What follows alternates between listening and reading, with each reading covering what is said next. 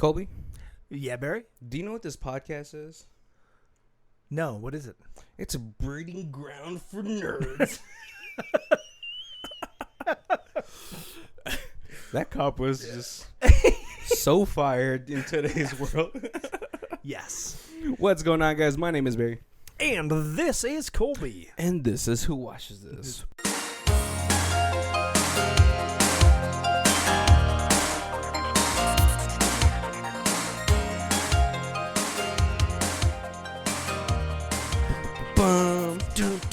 Things. What's going on, guys? Welcome to the third week of Fantasy Month. Fantasy Month. And this movie is a little bit weird. I don't know if we can count it as fantasy. Oh, this is so fantasy. Colby, you used to work at a comic book shop, and you used to let people host D&D stuff there. Yes, all of the people from this movie have been to my shop. Like, I related to every single one of them.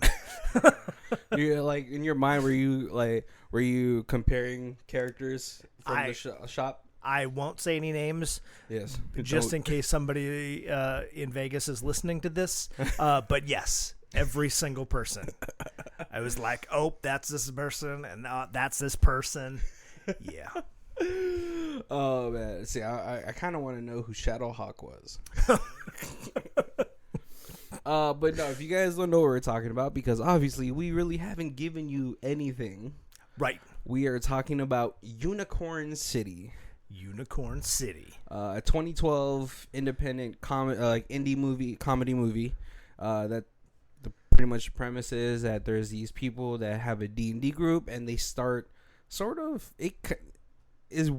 of just went into LARPing at this point, right? Pretty much, yeah. Yeah, so it's D&D group.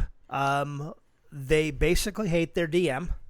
Right. I mean, that's understandable. So the main guy wants to get a job at a gaming company, and they're basically like, hey, you got to show us some leadership skills. And he's like, but I lead my guild. And they're like, that doesn't really count.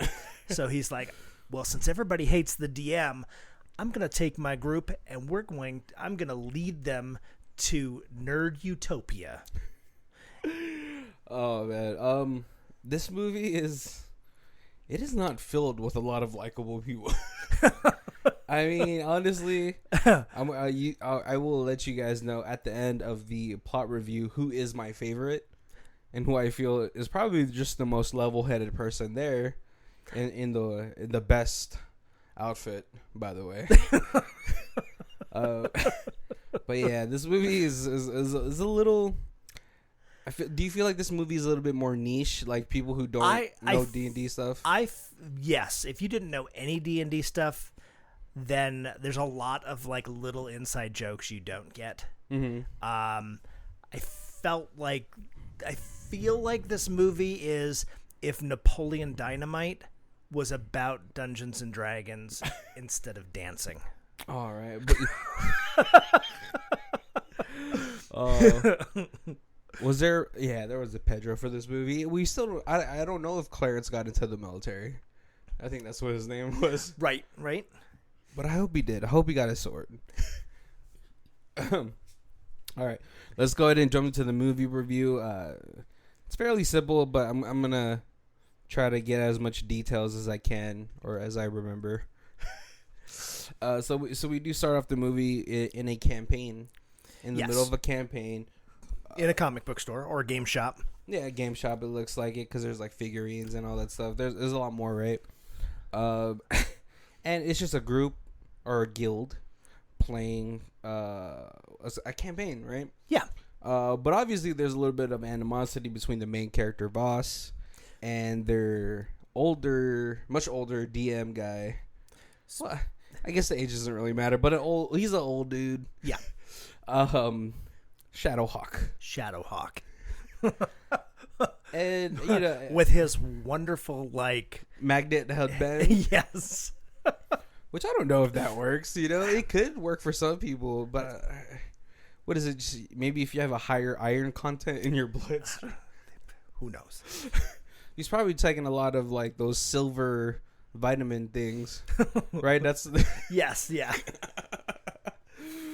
but yeah, they're having this huge argument. If you've never really played a campaign with a DM, there's some DMs out there that are on a power trip. Yes. Right. Oh, I certainly know that. And Boss is this 26-year-old, I think he's 26, around there, but a pretty hot-headed type of character. Yeah.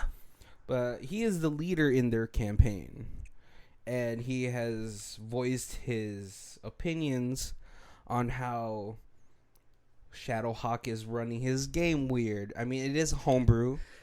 Right.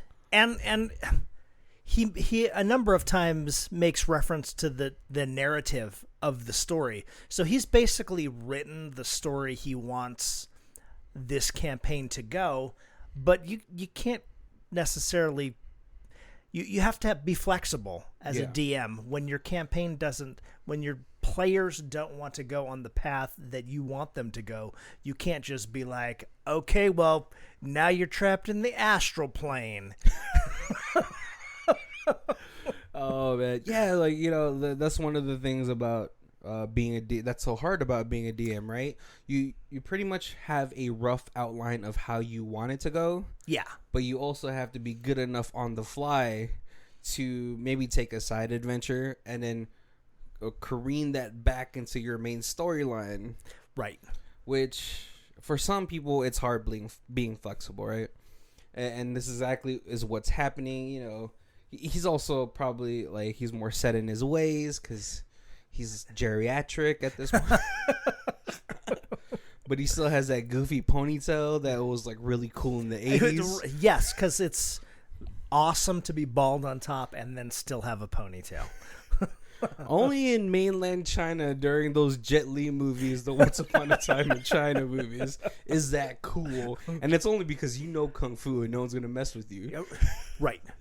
But no, Voss at this point, he gets super upset and for some reason has a real sword that he stabs through the table. Yeah, and you know what? I will have to say that there was times where the D&D group brought in real weapons, and I had to just let it, like, you know, be like, okay, as long as they don't pull them out, you know, it's... Well, you could say that a lot, like... The sword, as long as the sword stays on the table, you know, well, and but nobody starts swinging it, we're okay. Oh, we're after hours. There won't be any customers that are going to lose an ear. So many innuendos Colby said there. Don't pull it out, but then the sword's on the table. Well, then he pulled it. I didn't want to see any of those swords. Well, yeah, because then you'd have to throw the table out. Yeah, so obviously owning the shop, the guys call the cops because, well, Voss has had other times where he's exploded in anger. Yes, yeah. And so, I mean, honestly, if you know a guy has some anger issues, then you got to be like, hey, man, you can't bring that in here. Right. All right, because one of these days, you're going to lop somebody's ear off. Right. Yep. And so he gets kicked out of the store for the night, and he also gets a $300 fine. Yeah. And this is where he says, like, hey, man, I'll just buy you a new $20 table. That table is not $20. They are not. They were not super expensive tables, though. But yeah. Those tables are like $50-$60 at Costco, right? Yeah. But no, and so Marcia, who is enamored with Voss for some reason... They walk home together. Obviously, there's a little bit of a weird vibe with Shadowhawk and Marcia. It's almost predatory. I'm just saying, this guy was halfway through his retirement before this girl was even born. We saw that a lot I saw that a lot at the store. You get playing games and like.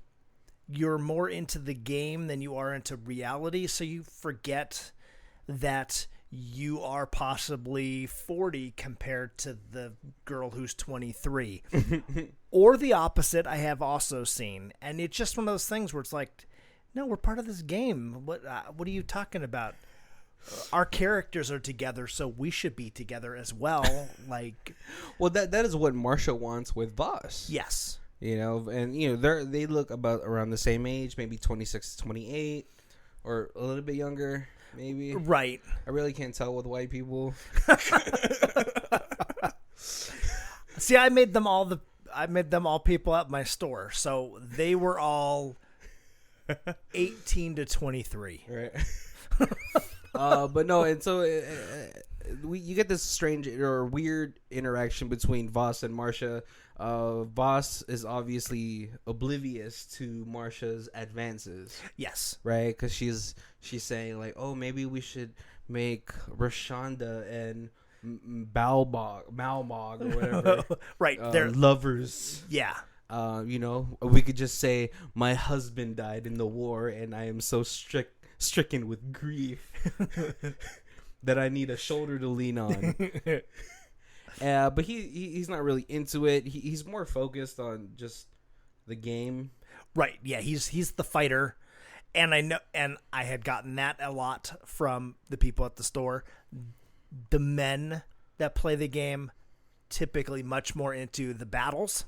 The women much more into the story, and they didn't really care about the fights. Oh, right. Well, you know, it's really cool when you find one that's into both. Yeah. You know, I'm talking about females. Men get really. I mean, like most DMs are male. Like as far as I've seen. No, not DM wise, but the players. Like the players are like, okay, let's get out. Let's get to the bar and we'll get drunk, and then let's go fight. Let's go like find some goblins and smash them. Right. Oh man. But no, and so we get to Voss gets home. Obviously he's having issues with one of his roommates, mainly because Voss isn't paying the rent. Yeah. And it's his brother. Is it his brother? His brother. Oh, okay. And his brother's like, "Come on, man.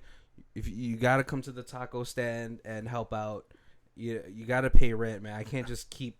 And like Napoleon Dynamite, the brother wants to be an ultimate fighter, except for he's better. Yeah, he's at least slightly trained and has a couple trophies. Yeah. So he has some to back it up. Right? And weirdly, I had just been watching Clerks 2, the Kevin Smith movie. And he's the Lord of the Ring guy. The brother is the Lord of the Ring guy that Randall makes so much fun of. So much fun of that he throws up.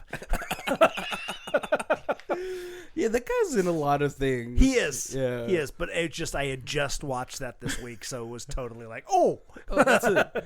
Yeah, and so obviously he has some issues at home because it feels like Voss doesn't want to grow up. But he does have a pretty decent job interview lined up where he is going to become a project manager for a video. Like I'm assuming a board game type of. I feel like it's a board game company. Yeah, but it's like we're gonna actually move you to Seattle, and then you're gonna be in charge of as many as 16 people. And he's got like all these ideas on like what he can do to help. Spur this, but obviously, so when we get to the next morning, he goes to the interviews. He thinks he's killing it, but the interview guy is just like, "Listen, there's nothing on your resume that lets me know that you're qualified for this." Right, and he is severely underprepared for this because he's like, dude, I lead my guild." Yeah. But probably the nicest interview guy ever. He's like, if you can come back 2 to 3 days to show me something that shows that you could lead people. Right. Yeah, we're not doing official hiring for a next week or something. Yeah. So, in the next couple days, if you can come back here and show me that you've got some real leadership skills, that will put you ahead of everybody else. Yeah, which is not an opportunity that is ever really given to people, right? Right? You have to have those things ready now. Yep. But no, so Voss is kind of dejected. He doesn't know what to do. And so the next morning, Marsha invites him for breakfast chicken. And yes. And I'm going to let you know right now. She is hot. She is. Right? She's like cute hot. Oh, yeah. But then like when she dresses up in the nerd stuff, hot. Yes. Yes, she is like cosplayer hot, where she's not necessarily gorgeous, but she fits a costume well, and if like these medieval elf costumes that she puts on, hot, yeah. Keep the ears on. I mean, like even outside of her cosplay, she's sort of like that. She has that girl next door hotness to her, right? Where she's not like the Instagram girls with the big booties that like men are drooling over. She's that unassuming next door neighbor that's always like, "You want some sugar?" She's like a 7.5 or 8 in real life, but she's like she's a 10 in cosplay. Yeah, an 11 in the comic store or in the game store. Oh, I think she's like a 20 in a comic book or in the nerd world. Yeah, she's a solid 20. Yeah, in the cosplay, 100. Yeah. You know how many Lord of the Rings fetish guys are out there? Yeah. No, but she is in her elf garb. With the ethereal looking dress, with the ears, and she's trying to cheer up Voss and all that stuff. Clarence, his best friend, is there too, though. Right. And she's like, "Oh, you're here, Clarence." And then they go inside. They have breakfast. They're eating what it looks like KFC to me because the chicken looks so soggy. Right, but it's like it. She serves it in like a Viking boat, and they're all drinking out of goblets. Right, and then she like puts a little bit of dry ice, but not till like they get there because she doesn't want it to get used up. So like after they all sit down, you see her like with the like big mitts on. Yeah, and she breaks it with the hammer. Which I'm gonna let you know right now. You do that at your own risk. Because if that dry ice gets in your mouth, your mouth is done. But really cool effect though. I'm not gonna lie, I've done it before. Right? Yeah. Oh yeah. But no, she proposes like, hey, how about we start our own campaign? We could start our own like guild, and Voss, you could run it. The people at the at Shadowhawks' guild like you enough, and they trust you to lead them into battle. So why not into a story? Right, and he's just like, you can't just willy-nilly your character into a new campaign. Right. But then it clicks. What? I could lead? Yes. But he takes it to an extreme because I would have just kept it at, let's just play at my house. Right. Or something. But no, he gathers the troops. But it's he also had that dream the night before. Oh, where he was his character. And he was on the mountain with Marsha. Flying unicorn. Well, the flying unicorn was to ignite his flaming sword. Yes. And then they strike the pose from the old Star Wars poster, right? Yeah, it was Star Wars I think it was. I think it was like A New Hope. That was the pose. Yeah. And so he decides to create Unicorn City, right. which is this illegal trespassing onto, I think, a wasteland or waste dump or something. I don't know. It looks pretty green to me to be a waste dump. Right. Who knows? Yeah, they didn't really go into that. It was just the police later are like, you're all going to get sick because this land is poisoned. But then she's like, get on the ground. That's true, yeah. Right. At this point, but before all this happens, Marsha does break up with Tannic, who is her boyfriend online. Yes. For a MMO game. Yep.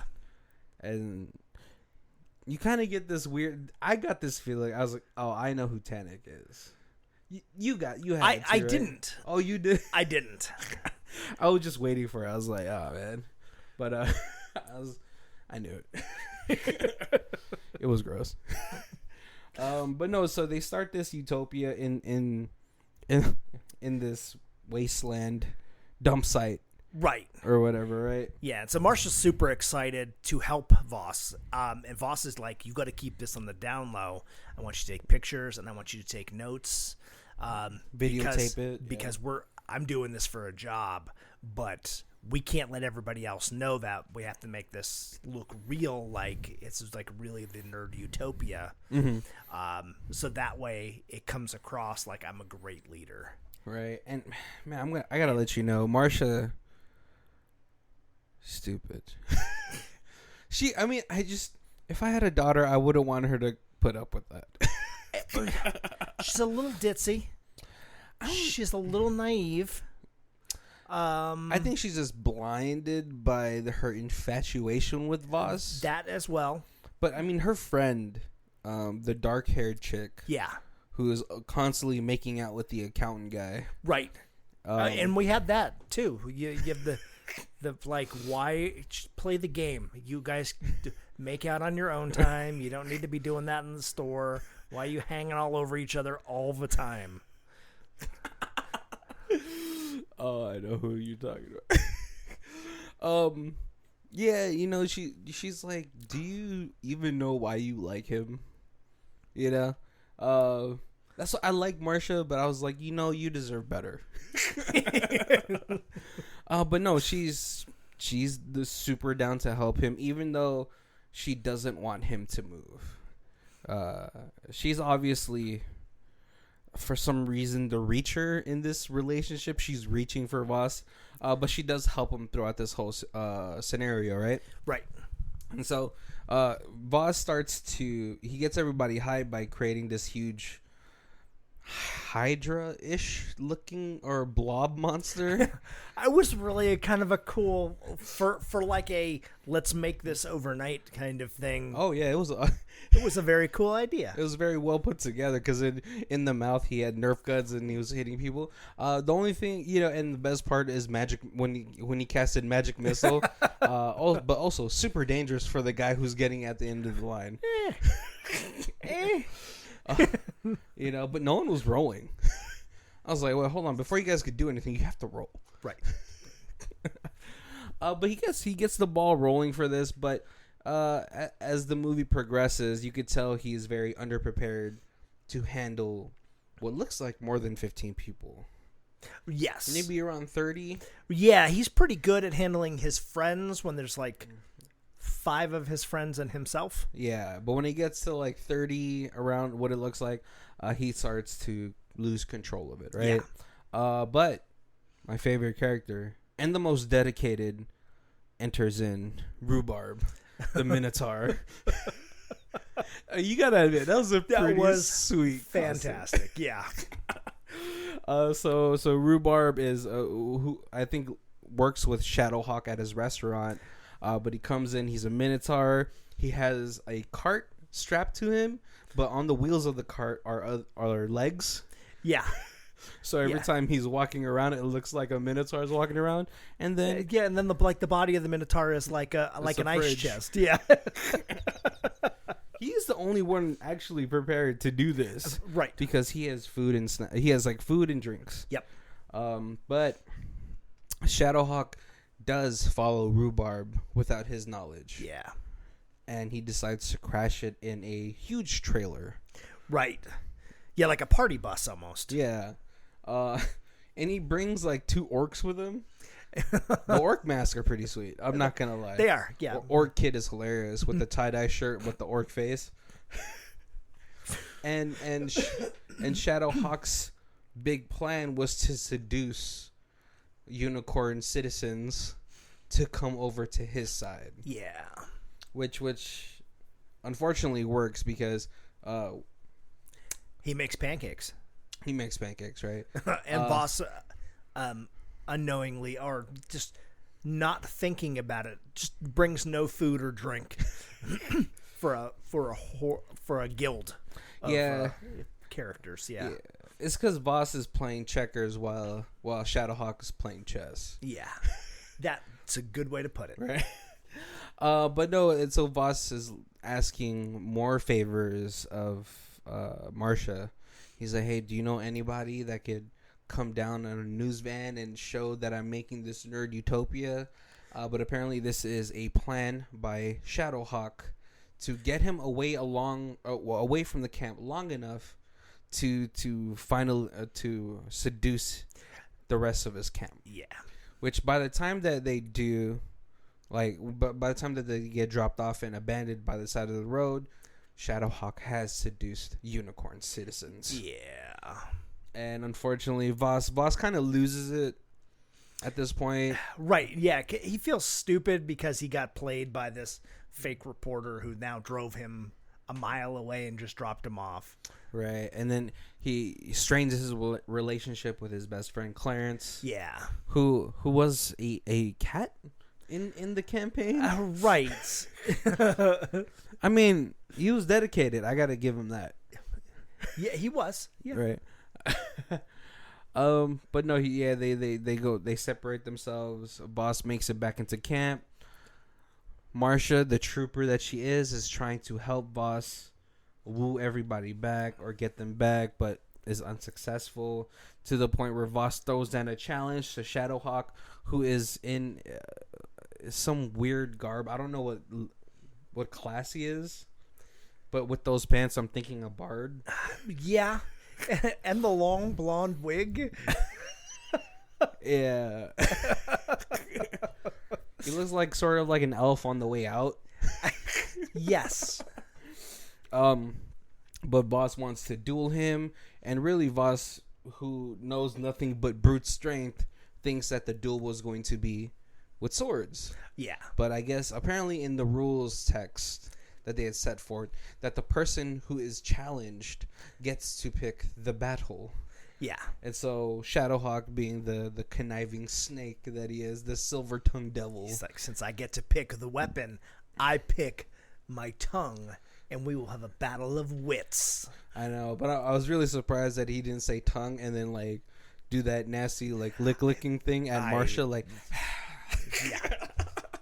Yep. And just utterly destroys Voss, right? Yeah. You know, first he tells him a riddle that he can't solve, and then he even beats him at Yo Mama jokes, which were D&D like related. I thought it was gonna be just very MTV Yo Mama jokes. Yep. No, that's what made it so funny. And it was not your mama jokes, but it was like, Yo mother. But if, like he said we will make the oh god, I can't remember what he said it was, but it was something like disparaging remarks on the birthing parent of your loin or something, like, I don't know, something like, and you had to think about it. You're like, is he saying mom jokes? Yeah. And you know, we do see that Shadowhawk does work with the local community theater in a very racist play, I assume, because it is a play about a geisha and a cowboy. Yeah. Falling in love, and the cowboy says, "My little sushi roll," is like, "Oh, this is 2012. I forgot."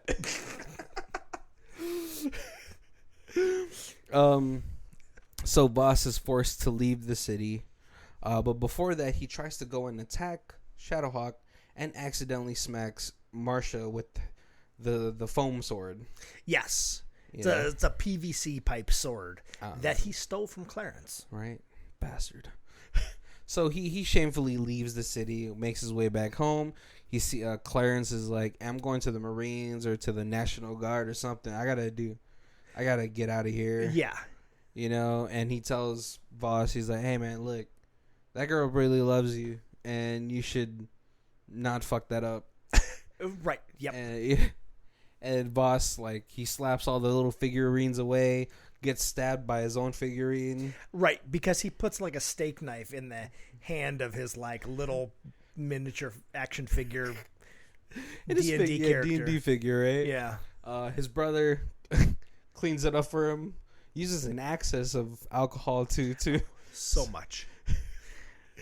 And then his brother's like, it's like, because his brother's like really kind of a dick most of the time, and it was like, well, you're never gonna get this stupid job, so you gotta come work with me at the taco shack. Yeah, where we serve fish tacos, and so like he's like really pushing you. Yeah, I'm gonna kick your ass out if you don't get a job, and you're not gonna get this job, so you better get your ass down to the taco shack. But this is like the first time when his brother's like, you know what, hey, Clarence was right. Clarence is right. Yeah. Everybody can see that girl's got the hots for you. Yeah. Well, okay. To be fair for the brother, he does put up with a lot, right? His brother has constantly told him, "I'm gonna get a job. I'm gonna get another job." Yeah. So I think, to his point, at this point in time in their relationship, he gets to be a dick. Oh, right. And he just said that. He's like, but I got a job interview tomorrow. And he's like, well, you've been saying that for 6 months. Yeah. So, yeah. But no. And so, listening to Clarence and his brother, he decides to go back to Unicorn City. He sneaks in there. Meanwhile, the police has gotten word that there's people trespassing on the wasteland. Right. But Marsha is now coerced by Shadowhawk to go into his love bus because he's like, oh, I have ice in there. You can use that to put down the swelling. Right. And then now you have to lay down and I'll cover your body in magnets because magnets are the miracle cure for everything, apparently. Oh, I swear. I thought when he was at her feet that he was just going to suck on her big toe or something. Yes. But he was like, she was telling him, like, where did you get the name Shadowhawk? And he was just like, well, it's really just a placeholder. And she's like, well, what do you mean? He's like, oh, I don't know if I should tell you my real name. And she's like, well, no, what is it? And he's all like, Tannic Storm Herder. And she's like, oh my God, you were my online boyfriend. And he's like, I just thought you know, with the age difference, that if you knew me, the age wouldn't matter. She's like, oh, gross. It's like dating my grandpa. But as she storms out, everybody has kind of scattered because the cops have made their presence known, and they have to round them out, kick them out, right? Yep. But Shadowhawk thinks it's a joke by Voss. Right, because he had called the fake news on Voss. Yeah. He's assuming that Voss is now called, because these police officers are kind of idiots. Well, one's almost retired. Yeah. So Shadowhawk assumes that Voss has set this up. Mm-hmm. But as soon as Shadowhawk pokes the cop with his foam sword, yeah, legally, no, that's assault. Right. So out come the tasers. And you know what, man? I gotta let you guys know. Every time a cop discharges a taser, they have to write a report why they discharged that taser. And this girl is writing like 7 or 8 reports. Oh, easy. But at this point, everyone's scattered. The cops is trying to get everything under control because they're the ones that are in the wrong, right? Right. They have to call for backup because Voss is able to rally the whole Unicorn City into attacking, sort of just pushing them back. Yeah, like, this is our city. We can run them off because you guys all have shields and you can block the taser. Really, no, that's not a good plan because they could also just like, oh, we got to shoot them now. I don't even know if they had guns, like real guns, but it's like a 50-year-old lady who's apparently failed the test a bunch of times to become actually a street officer, and the guy who's getting ready to retire, who's training her, who's like 75. Oh no, they have guns because as soon as their backup comes, they actually pull out real guns. Oh, they're actual right. cops. Yeah, you're right. They're actual cops because they're also the one that gave Voss the $300 fine at the beginning of the movie. Yes, yeah. So they are actual cops. But you know, so Voss rallies them, pushes them back. But unfortunately, they are surrounded by the SWAT team. And so as they go to court, the judge is like, I need you guys all to come up here. You guys are going to serve 800 hours of community service, which is pretty lenient, especially when you're very aggressive towards the cops. Right. No matter how close to retirement they are.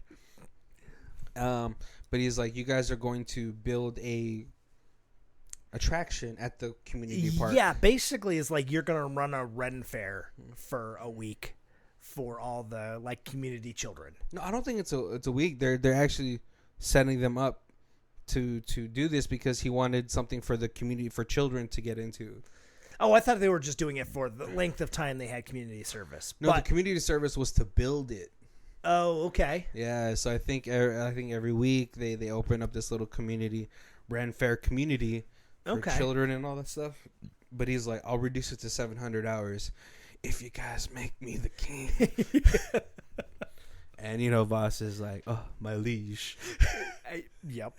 And so we get to the end of the film. They actually set up this huge Ren Fair community that I suppose is running every weekend. There's little kids running around in their fairy outfits, their, sword outfits. There's little attractions like riding a pony. There's a mana station where I think it's just shaved ice. Yep. Yeah. And all the kissing booth. Oh, gross.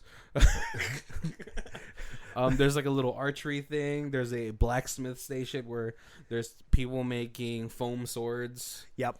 Which is super cool. Like, those are always fun to play with. And there's even a little nerd wedding between the accountant and the goth girl. Yeah.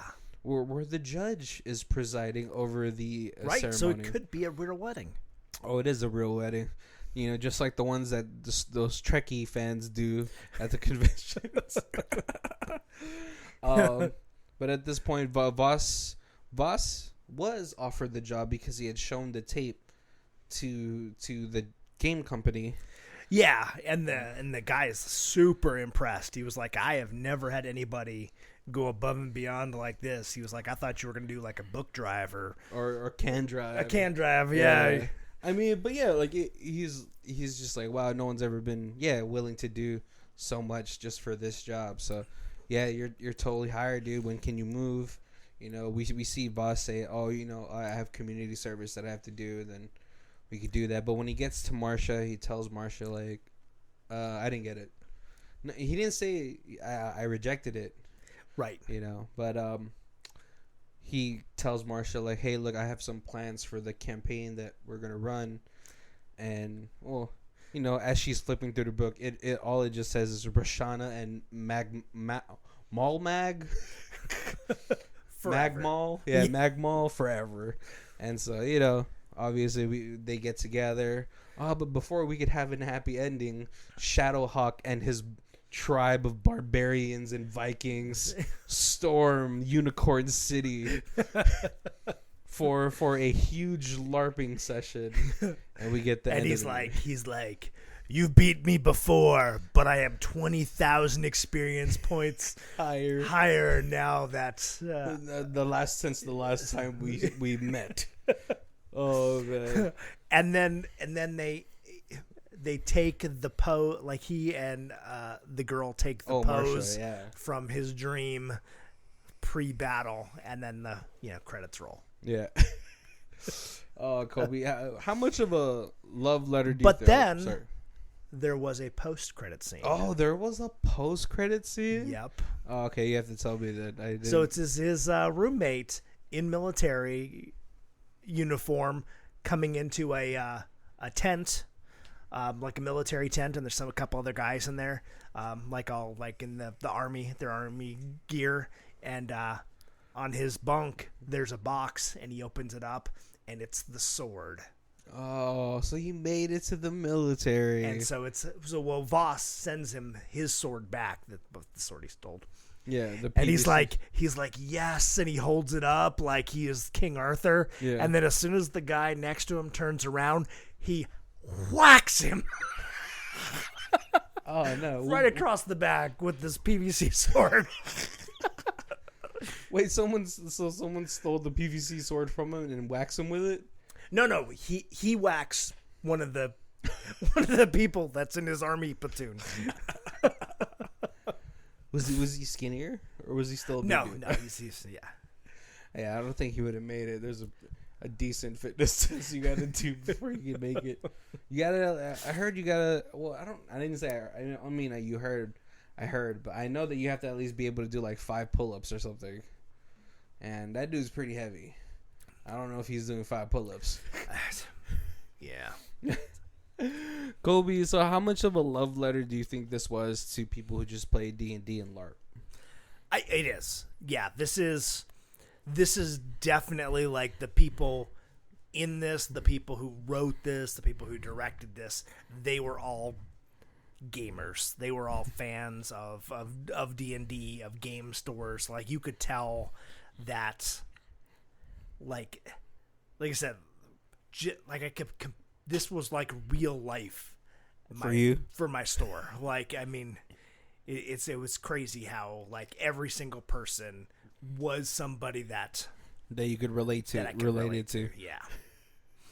Yeah, I know. For me, I remember when I watched the trailer, I had to call one of our friends, who was a huge D&D girl, and I was like, "You have to watch this movie. I think this movie is perfect for you." And she watched the trailer and she's like, "Oh my god, this looks amazing." Yeah. Oh man, I've never dressed up for like anything. Like, I never cosplayed before, or if I cosplay, it's like super lazy. I'm like some generic Street Fighter type of thing, just because mostly those guys are in sportswear. Yep. So I never really dressed up. But Kobe, you've been to a couple Ren fairs here in town. I've been to the Ren Fair here in town lots and lots and lots of times. So do you dress up? I have dressed up a few times. Never like super, but I got like the puffy peasant shirt, and you know that's about as far as I go. Really, guys are easy. You never dressed up like a satyr? No, not. But I've got a cousin that's like full on handmade suits of armor. He's done the jousting in like the actual like ride a horse and joust. Oh man. He's traveled from city to city. His guild is like their armor and stuff is good enough that they've been hired to be in like music videos and stuff like that. That's awesome. Wasn't he also in Lord of the Rings? No, he tried to be like a stunt person, like a horse riding stunt person for those kind of movies, and unfortunately didn't make it. But he is in the movie we watch next week for like 2 seconds. Knights of Badassdom. Oh man, yeah. No, see, I always thought, I was like, man, if I ever go to a Ren Fair, I have to be a satyr. They get so much tail, so much dryad tail. Right. But I also I want to get like buff enough to do it, because I don't want to be like, I don't want to be chubby and do it. If I gotta wear some goofy ass like pants and hoofs, I gotta look clean up top. Right. I gotta look like, because you want to be a satyr, not a minotaur. Oh, well, he was pretty buff, right? Rhubarb was pretty buff. Yeah, he had like he looked like the strongman competitor type of dudes. Yeah, very thick middle section, but not fat. Right. He didn't have a huge gut, but like he had a pretty good shoulder and chest area. Yeah. I just liked his costume the most too. It was amazing, and then it's like he had the mohawk. Oh. And so like you didn't realize, because he's got like big mutton chops, and like at the beginning he's always wearing like a bandana on his head, and here he's got the mohawk, and you're like, oh, he must always have that, but he's always got the bandana on his head, so you didn't even notice that he's like always in costume. Right. Colby, what were some of your favorite parts in the movie? This movie is full of greatness. Like they're just. Like the brother being so mean to him about the taco shop, that's hilarious. Well, that's his dream. Yeah, it is. It's his dream job to run the taco shop. But when the roommate gets the sword, he's like in the park, and his leg just goes into like this hole in the ground, and then he starts digging in the hole, and so and he pulls out the sword, but it's not like it's kind of like Excalibur, but it's basically like it's a piece of like the sprinkler system for the park that he pulls out, and it just happens to be in the shape of a sword, and he's just like holds it up over his head like freaking Conan the Barbarian. Yeah. I totally because you see that part and you're like, that doesn't make any sense. What is going on? I thought he had just buried it there. I didn't even think about it as part of the sprinkler system. I was like, man, why would he just bury it? And then there's also the couple behind him. Like, what is going on? Right. Yeah, I love like the little interactions too, like in the game store. Just because if you've ever spent a good amount of time in a game store, there's definitely like violent outbursts at times. This is bullshit. And it just shows you how passionate some people are about the games that they're playing, or how vindictive some people are when they're playing the game. Right. Because earlier, when Voss and Shadowhawk are facing each other, Shadowhawk tells Voss, well, if you want to take over this guild, you must defeat this dragon. Right. But before he does that, he adds another skill to the dragon. Oh, right.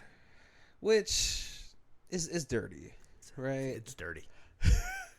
Because as he's fighting them, he's like, well, now you have to fight his psychonic blast or something. Which I'm guessing dragons don't usually have, right? Right. And he's like, he doesn't have that. And he's like, it says so here on his character sheet. When he was a baby dragon. Yeah, that's right. When did he get that? When he was a baby dragon. Which can ruin a dynamic of a play group if the DM is so rigid. Yeah. Right, because you've played with a lot of people like Dungeons and Dragons before, so you must have run into those at least once. Oh yeah, and it just makes you not want to play the game with that person. Right. Yeah. Oh yeah. So you're just like, I'll just wait for this campaign to be over and someone else to be a DM. Yep. Well, what do you think it is about being a DM that could corrupt a person? I think it's the power. Like you are basically in this imaginary world. You are God, and nobody can. I'm like, they get to roll their dice and hopefully be able to do something. But you have ultimate power. I'm like, I've definitely had like DMs where you're like, okay, now the pathway is straightforward, and at the end you're gonna get a pot of gold, and you're just like, you know what, I'm gonna go into the forest.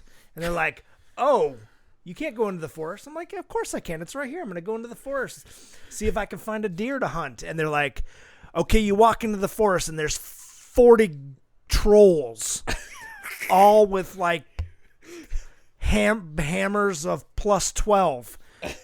All they have to do is swing, and you're dead. And because you're in the cursed forest, you can't be resurrected. Just go ahead and tear your character up. Oh, and if you guys... Oh, and so, Colby, for the audience that hasn't played D&D before, can you explain the importance of a character not being able to be resurrected? You spend a lot of time... building a character. Like, really, like, say campaigns are like you get together with your group for 3 hours. Really, the very first, like, to play 3 hours every week to play this game. Really, the very first time you get there, the entire 3 hours is just building a character. Yeah. You've now invested 3 hours and one whole night building your character. And then every time you go on an adventure, you're leveling up, like, one level at a time. So now you got a character who's like a level 12. That's like 4 months worth of time you've invested in this person. Right. And this is 3 weeks or 3 hours per week. Right. Over 4 months. So. Right. And once you get to there, you're spending all your free time thinking. You're drawing out your character. You're thinking about your character's backstory, like outside of this in the campaign. Like you're developing this into like a TV show that no one's ever gonna watch. Right. There's a whole season of this TV show that's happened in your head before you even start playing the adventure. So for a lot of people that don't understand, there's just, it's an investment for a hobby, right? Right. And so the idea of someone saying, "Oh yeah, your character is just dead," rip up your character sheet. Yeah. There goes 6 months. Right. At least of just character building, thought, just thinking about it. So a lot of people, yes, it is just a game, but it's also they come to care about these characters, even if at some point they want to retire the character. Like our friend who doesn't live in the city anymore. Right. I believe she still has her old character sheets. I actually probably still have old character sheets from like high school and college when I really actually played a lot. Oh, see, I think you're gonna have to dig those up and just reminisce. Like, oh, let me see, because it's also, those character sheets are also just an extension of who you are. Right. So some people, when they make these characters for these fantasy games, these characters are everything that they might not be in real life. Yep. You could have a someone who is very timid in real life, maybe shy, not super outspoken, but when he plays the game, he's a barbarian or he is a bard. Right. Well, because if you've got like a nerdy person play, they're not very attractive necessarily. They are not very physically fit. They are not athletic. They like pasty and glasses. I'm like, you picture your typical nerd, and then in this game they are this like magnificent fighter who can throw fireballs and gets the women and has bested a dragon, and it is it's like it's an amazing place for them to escape to. Right. I mean, like, obviously now a lot of good-looking people have been playing D&D. And right? I'm not saying that they don't. Oh. But yeah, no. Even those people, even people who are very successful in their careers, this is an outlet for them to sort of escape the rigidness of their everyday life. So games like D&D and all that stuff, it's all really just an extension of who we are or who we strive to be. Right. Right. So yeah. So definitely, Shadowhawk is the toxic person that you really just don't want to play with. You want to avoid. And Voss seems a little bit more, flexible, but sometimes, just like Batman said, you live long enough to become the villain. Yeah. But no, yeah, I really enjoyed the relationship between. I enjoyed it more towards the end, where Voss was able to realize that Marcia had the hots for him. Right. Because even when he's fighting with Clarence, he tells Clarence, like, no, we're just friends, dude. And then Clarence is like, oh, okay, that's good to know, because you're really treating her like an asshole. I thought you were just trying to thwart her off, but you're just treating her like one of your friends. You're an asshole. Yeah. But when he finally realizes that Marcia's into him, and I think throughout the movie you could see him be bothered at certain points with Marcia, as far as like he's very confused. So he's probably never had a girlfriend, right? His entire life, and because there's like mixed signals, like where he's like, my lucky dice, and then he holds it out for her, and she's like, oh, you're giving me the lucky dice, and he's like, no, blow on it. Like, what are you? Don't touch my dice. Oh, and yeah, she's all like, yeah, but then he rolls like a nat one. Yeah, natural failure, guys. But yeah, so yeah, but I like towards the end he softens up to her, and realizes like, oh, like she likes me, and I'm pretty sure at some point he liked her, but thought. Yeah, and it's like, I guess some of those things, like you get that friend girl, and you miss all the signals, and you don't realize how important they are to you until somebody points it out, and then you're like, oh, Yeah. oh. And I'm not gonna lie, there's definitely, I've had Voss moments with girls before too. No, exactly. I remember there's this girl in college. She kind of looked like a punk rock type of chick. Super nice. She was super nice. We hung out like all the time, and I was just like, oh, this girl's like way too hot for me. So I'll stop having these stupid feelings. Right. And then later on, she's like, yeah, dude, I liked you. I mean, we only hung out all the time. I even came to visit you when you had your wisdom teeth pulled out and just hung out with you on the couch and watched TV. And I was like, damn. All right, well, enough personal stories. If this is the first time you guys are joining us for today's episode, I want to thank you. I hope you guys are enjoying the episode and hope you're enjoying the theme of the month, which is fantasy movies. But if this is the first time that you're with us, I want to let you know that we do our reviews in 4 sections, which is Stream It, DVD It, Blu-ray It, and Ultimate Box Collection. And I think for this one, we just have to throw in, I think all the movies, except for Psycho Goreman, because it kind of doesn't fit the theme, but we could put Dungeons & Dragons, Zero Charisma, which is not a movie we're doing this month, but it's a movie that's like this movie, and Unicorn City. Yeah. So, I mean, that's just, we actually really save those for like, the Ultimate Box is really saved for trilogy movies. Right, yeah. But Kobe, where are you at for this one? I don't know if you get anything extra Blu-ray over DVD, but I really enjoy this movie enough. I think I'd probably go Blu-ray with this anyway. I don't know if this has even been released Blu-ray. This may only be DVD. But yeah, this was super fun. Oh, and fun little fact, I made a joke at the beginning that it was like kind of like Napoleon Dynamite if they played Dungeons and Dragons. Shadowhawk was Napoleon Dynamite's uncle. Yeah. Same actor. Yep, same old creepy dude. Yep, just as creepy in this. I think it's because he has like a long face that kind of looks like the Crypt Keeper. Every other movie he's always a bad guy. He's a lot of movies he's like the evil henchman. Yeah. I think for me, I'll probably stick this into DVD.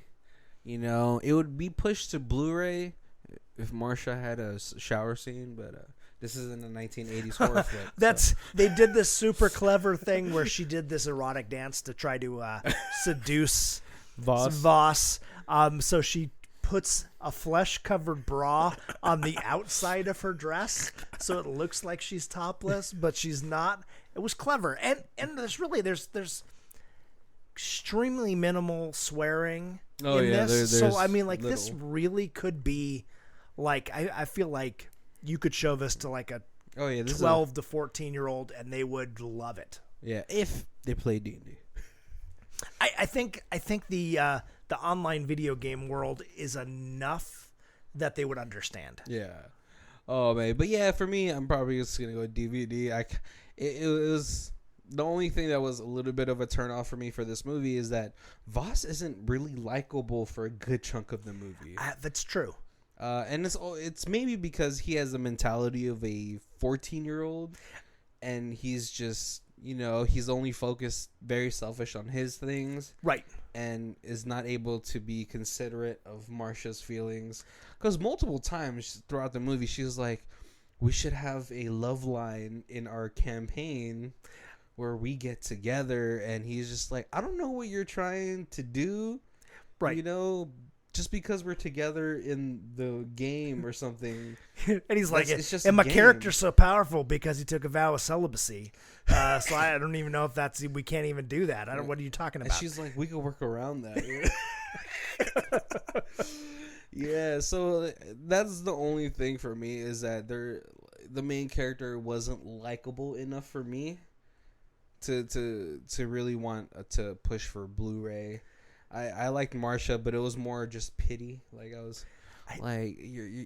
no one's told you how cute you are. Right. Yep. And that point has been made to Voss later on before he goes to rescue her, because I think Clarence is like, somebody's gonna come over and sweep her off her feet, and you're just not gonna know what you had until it's gone. Until someone does that. And so that's the only reason I would put it on DVD. But I believe that this movie, if you've ever been around this sort of world, and then the D&D, the role playing LARPing world, that you'll just completely enjoy this. Or even if you're just a kid, it's almost like a goofy Disney movie, right? And it's one of those things like if you've been in this world, you empathize and you feel for all these people. Yeah. And if you are on the outside and you've never played D&D and you're like the jock or the the business person or whatever, and you look at this and this is a hilarious movie making fun of these people, so it's like a two-sided on how you win either way. Right. Oh, guys, well, we are up to our hour. Hope you guys enjoyed the episode. Check all the links down below. We have our Amazon affiliate links down there. If you guys want to help us out, those always help. Yeah, I mean, we certainly appreciate all the attention. Give us some likes and some shares, and tell your friends about us, and listen all the way through to the end. Certainly leave us comments if you want to see anything, or if you like us or hate us or want to see us do something different. Well, that is the third episode of Fantasy Month. Hope you guys enjoyed it. My name is Barry. And this is Colby. And this is Who Watches This. If you guys want to check out who does our theme music, it is Lee Rosevere. It's called Arcade Montage, and it's on her Music for Podcast 3 album, and her Bandcamp is down below. Thank you.